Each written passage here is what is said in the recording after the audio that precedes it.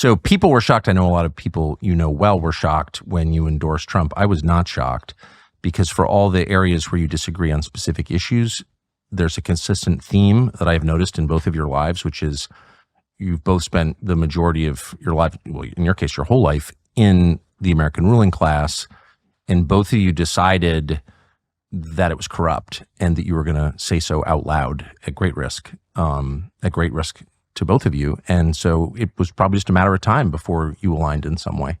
Is that how you see it? Yeah, I mean, I think there's been a bunch of realignments, political realignments, about 4 or 5 throughout American history. And I think we're going through one right now with the Democratic Party and with both political parties really changing in this very dramatic way. And you and I talked earlier about the transformation of the Republican Party into the party of environmentalism.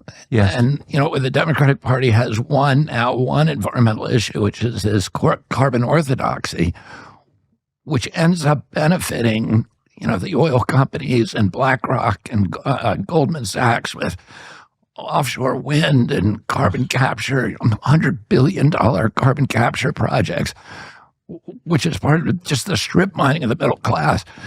And it's the only issue you can talk about in the Democratic Party. I got into the environmental movement to do habitat protection, to do wildlife conservation, to get toxics out of our kids. Amen. And none of these are issues that the party itself, Democrats care about them, but the party itself doesn't.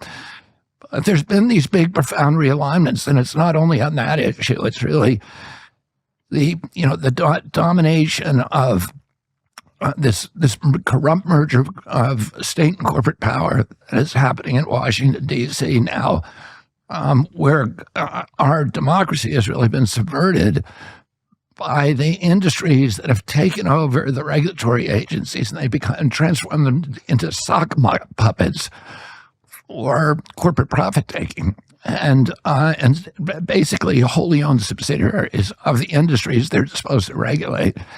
And the Democrats, for a variety of reasons, and I watched it happen over many, many years, have clung to this illusion of these democratic institutions that they're still democratic, and they have a belief we all have the capacity to judge ourselves on our intentions rather than our actions. Yes. Right? And, I've been there. And the Democratic Party judges itself, it sees itself, my friends who are Democrats, see themselves as part of the good guys, the white hats, and that, they're like the good guys who are in Fort Apache, surrounded by the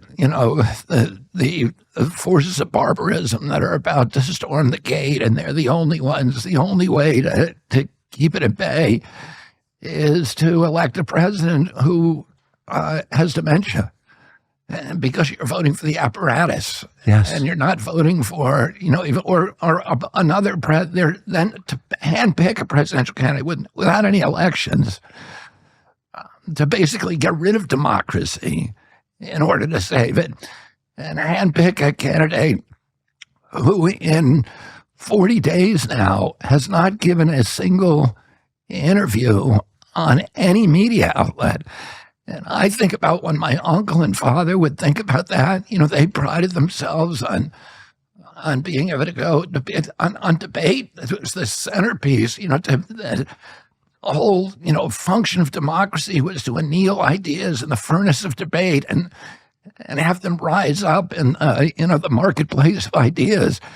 And the idea that, and we had this British tradition of Churchill and the others and the House of Commons, and being able to defend their policies and being forced to defend their policies articulately, eloquently. And, my uncle and father just thought ideas are important and we should be able to defend them. And if you can't defend them, there's something wrong with you. Yes.